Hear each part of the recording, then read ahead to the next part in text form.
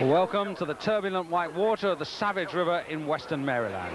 The challenge for the world's top canoe and kayak paddlers gathered here in America for the first time in the 40-year history of these World Championships. Well, today we focus on the technical discipline of slalom and firstly the individual skills of the canoeists known as C1. The men who kneel and with their feet tucked underneath them propel their boats with a single blade through the wild water and rocks, as well as a testing pattern of man. We begin with slalom. 2 runs over the same course, but with only the best time of each paddler to count. 600 meters, the distance from start to finish, with 25 gates to negotiate on the way. 15 set downstream, the other 10 upstream. Physiotherapist Peter Eckhart, all the way from Tasmania, sacrificed style for expediency in trying to get back on course. But even that wasn't easy. Whilst Britain's Mike Wharton was caught out when almost home. The biggest surprise on the first run, Jed Prentice, one of the favourites for a medal on his home water, overreaching at gate 11. Juraj Onko for Czechoslovakia, 10th in the world 2 years ago when France hosted the World Championships at Bourg-Saint-Maurice. Promising paddler and trying to build the speed up and attack gate 1, and that's absolutely vital as he comes down the drop. And he's done that nicely. Tricky gate that, and straight onto 2, upstream, red and white poles have gone out the right-hand side, and he's moving really well here, if perhaps a little wide on the approach to 3. Now at 17, 2/3 of the course done. Downstream gate and now 18 upstream. Setting up now for the drop to 19, where the rough water meets a calmer patch, and that's no easy transition. And remember, he's kneeling in this canoe. His centre of gravity is very high, so the balance is not easy. And he's only got that single blade with which to keep the power on and to keep the direction of the boat going where he wants it to go. Comes round now to 20 upstream through the red and white poles. And he's doing well here on this run, coming to 21 now. Spins in the gate, brings the bow round, and on to 22. 7th in the season-long World Cup rankings last year, and he's well up on the clock here. Lepeltier's time on the left as he drops down to 23, and he's got himself washed a little low there. Very difficult for him to hold himself in that flat water before the cross. He's paddling on the left-hand side, which makes it very difficult, but he's managed that very well. Hasn't lost too much time.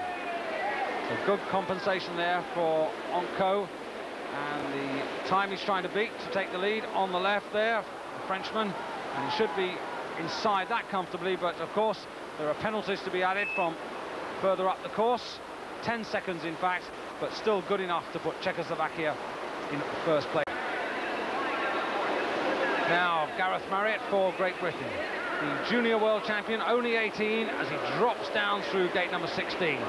Won that title a year ago at La Seu d'Urgell in Spain, which will be the site of the 1992 Olympic Games. Oh, and just in a little problem there through 17.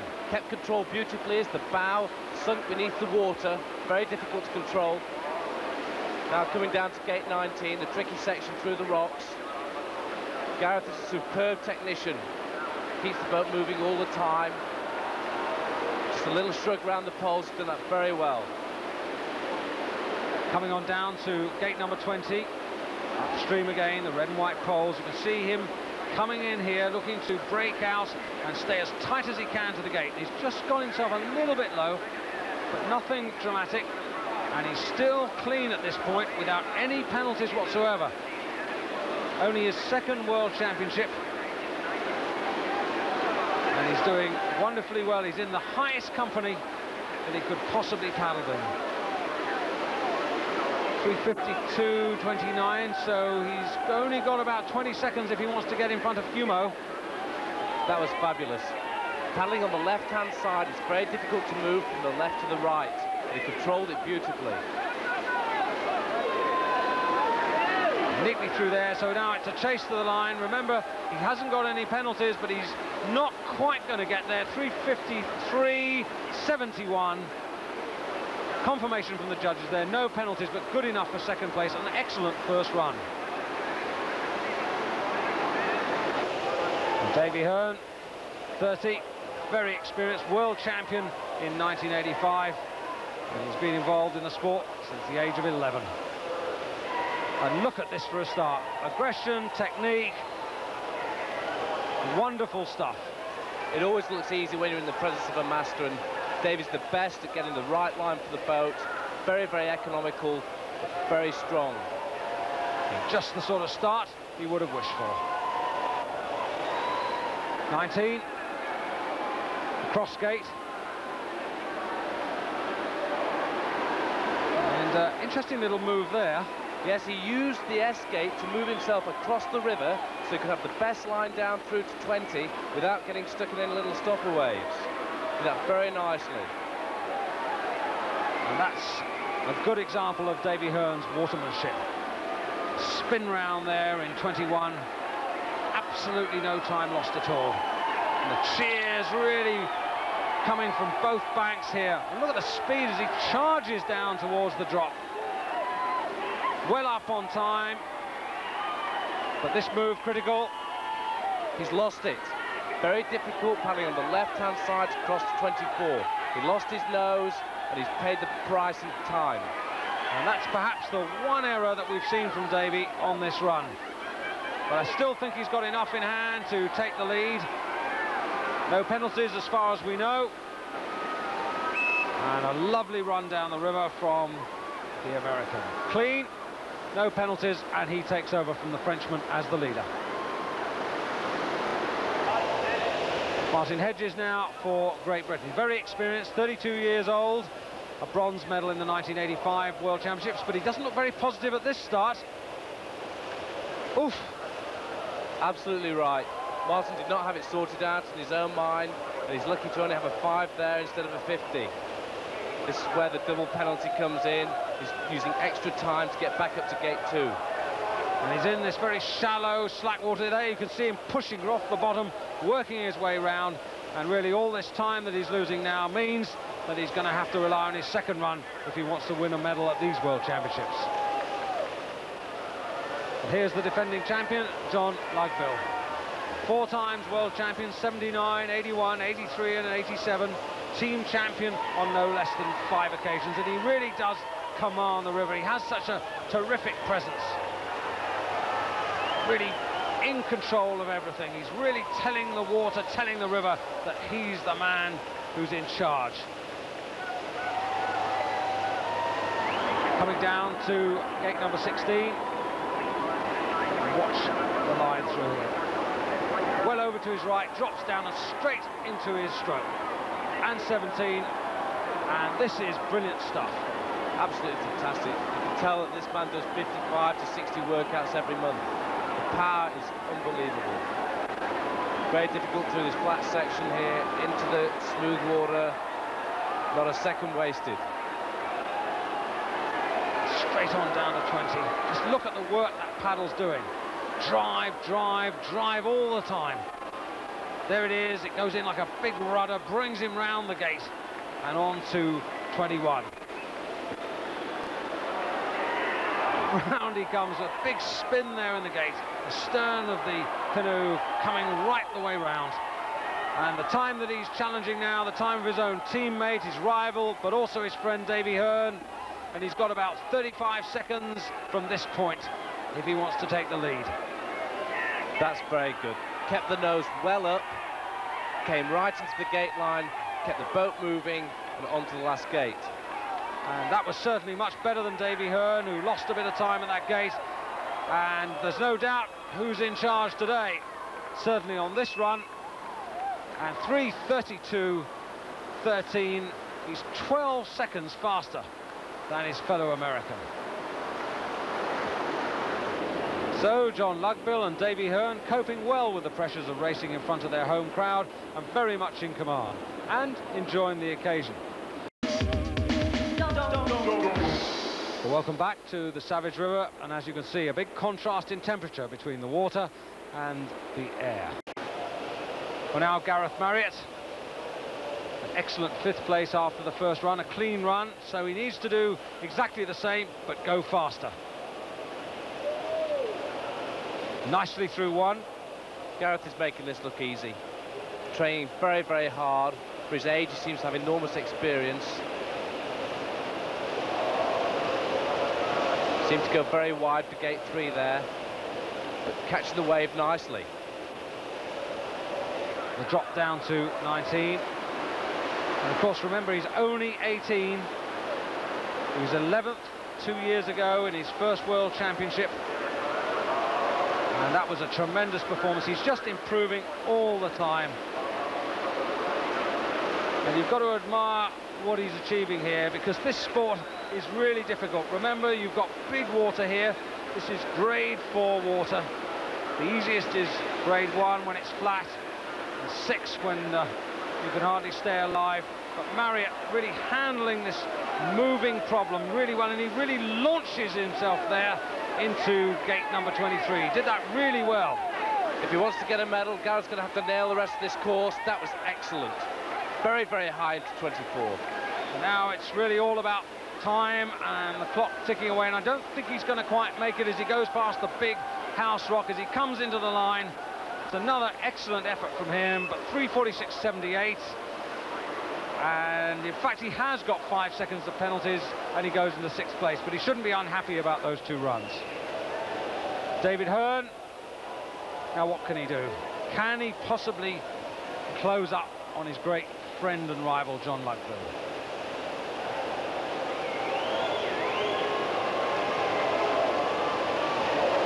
Where can he find the extra speed, the extra pace?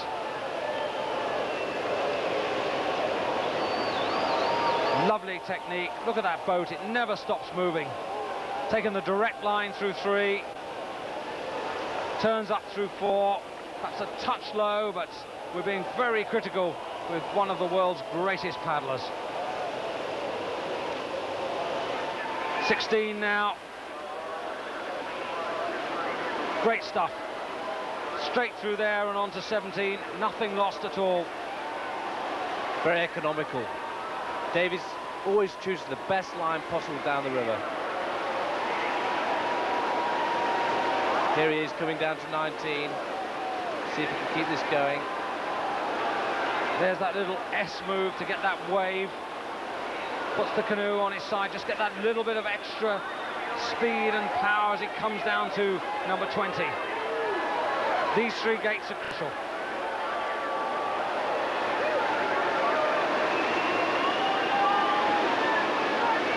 Spun beautifully in 21, down through 22, and to the final combination of 3 gates.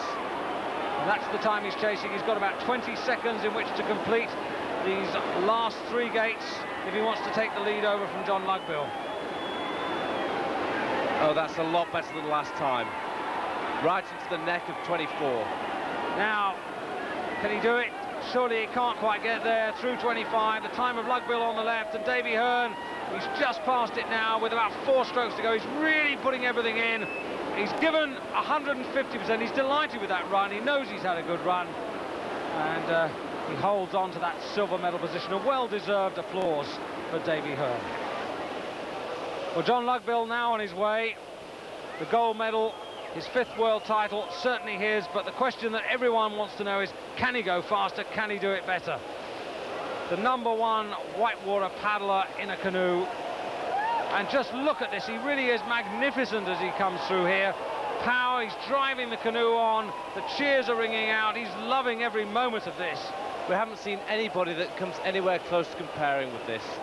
This is a demonstration run. Now as he comes on this long paddle down to the downstream gates. Just look at that, driving in there with the J-stroke, the canoe moving on down there with enormous speed. He's just eating up the water here. 7 downstream, whizzes through there. Oh, this is great stuff. Oh, I don't believe it. He's done a Murano on gate 8, reverse spin behind the gate. Very, very difficult to control. Very fast if you can pull it off. And it's just relentless. Drive, drive, drive. Left-handed paddler. Occasionally resorting to that bow stroke across the bow, which he does there as he prepares to come into the 9 and 10 combination. Oh, slots the bow of the canoe straight between those two poles. Brilliant. The thing that's standing out here is the acceleration. He's accelerating out and into every gate. Cross to 11. What does he do with this one? Oh, he's holding on. That was beautiful. And a direct move down to 12. Now down to 19. The cheers ringing out. Again, he catches the wave to help him with the speed, move on down to 20. And watch the approach here as he comes in. The breakout. Round he goes there. And on goes the canoe. That's a nose turn. One of the hardest moves in the book. It's beautifully flowing round through 20, 22. And now he's trying to beat his own time, 3:32.13, the time that he did on the first run. So he's got about 30 seconds to do the last three gates. And watch this move now.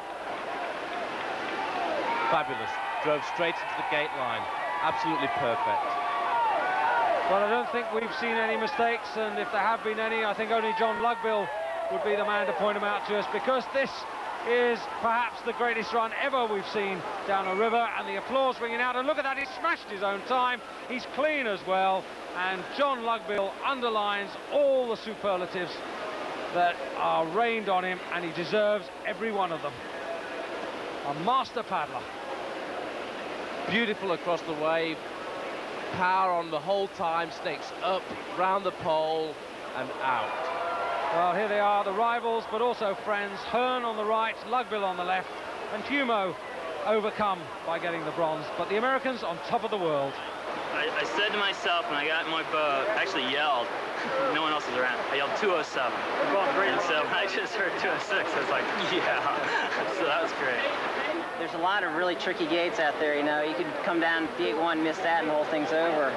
You just have to take each gate one at a time, really, and give each one your best shot. That's what I tried to do. I had a better run in my first run. I improved, I think, by 7 seconds. And I was happy with that improvement. Jon had an incredible day. I think he ended up about 12 seconds ahead anyway, same as the difference after first runs. And my hat's off to him.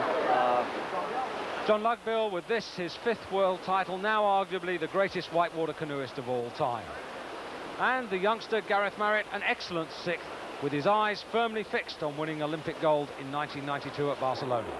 Coming next, the Downriver Championship and the women's kayaks.